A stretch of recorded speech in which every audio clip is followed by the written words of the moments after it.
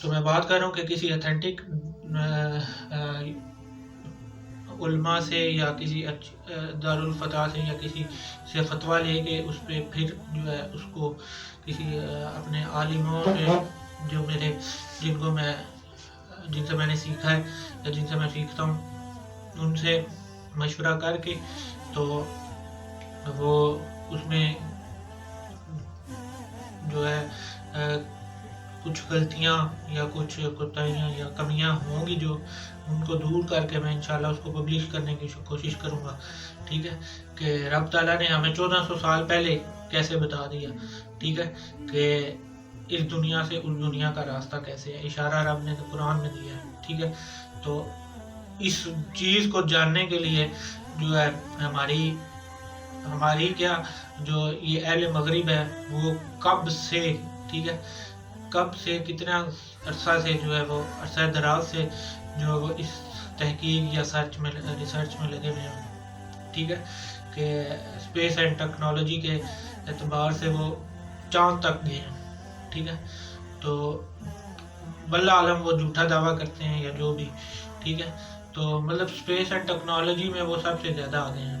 ٹھیک ہے اہل مغرب ہم تو کسی کھاتے میں نہیں ہے نا, لیکن یہ سوچیں کہ اللہ تعالیٰ نے قرآن میں آج سے 1400 سال پہلے اس امت کو بتا دی ہے, وہ بات بتا دی ہے جس کو تلاش کرنے کے لیے اہل مغرب جو ہے وہ کھربوں ڈالرز خرچ کر رہے ہیں اور یہ بات جاننے کی کوشش کر رہے ہیں کہ اس کائنات سے دوسری دنیا میں جانے کا جو راستہ ہے یا گیٹ وے آف گلیکسی ہے یا بلیک ہول جسے کہتے ہیں وہ کیا ہے یا وہ کہاں پہ ہے. ٹھیک ہے وہ پوائنٹ کہاں پہ ہے.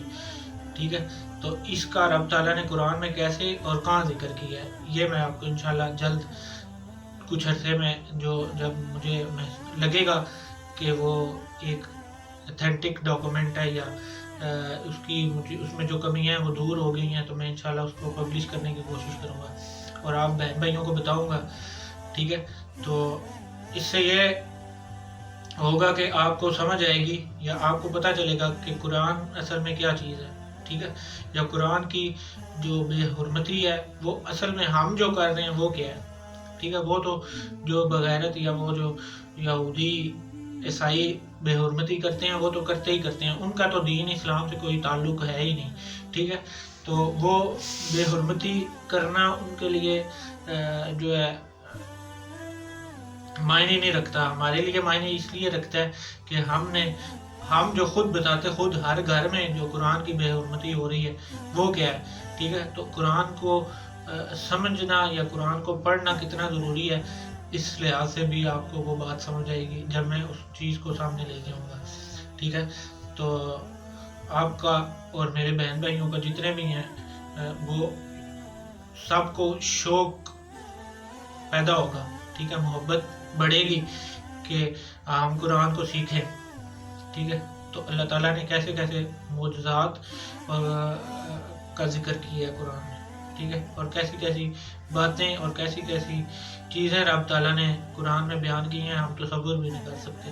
ٹھیک ہے تو اللہ تعالیٰ اسی لیے کہتا ہے کہ میری جو نشانیاں ہیں ان پہ غور کرو. جو میں باتیں کہہ رہا ہوں یا جو باتیں رب تعالیٰ قرآن میں کہہ رہا ہے رب کہہ رہا ہے کہ ان پہ غور کرو, میری نشانیوں پہ غور کیا کرو.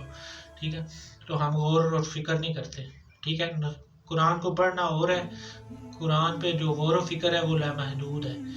جو پڑھنا ہے یا تلاوت کرنا ہے وہ ایک ٹائم لمٹ ہے یا لمیٹڈ ہے. ٹھیک ہے وہ ایک حد بندی تک ہم کر سکتے ہیں. ٹھیک ہے کتنی تلاوت کر سکتے ہیں, زیادہ سے زیادہ کتنی کر سکتے ہیں, انسان آخر تک جاتا ہے. لیکن جو غور و فکر ہے وہ لامحدود ہے, ان لمیٹڈ ہے. تو رب تعالیٰ یہی ہے میں کہہ رہا ہوں کہ میری نشانیوں پہ غور و فکر کرو. ٹھیک ہے جو میں کہہ رہا ہوں یا جو میں نے بیان کیا قرآن میں اس پہ غور کرو.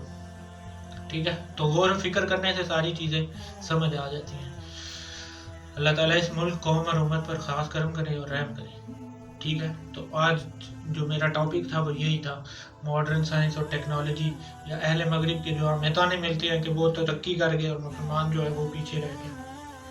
ٹھیک ہے تو یہ جواب تھا آج کا اس موضوع کے حوالے سے. اللہ تعالیٰ اس ملک قوم اور امت پر خاص کرم کرے. اللہم صلی علی سیدنا محمد وعلی آلہ بقدرہ حسنہ و جمالہ. السلام علیکم.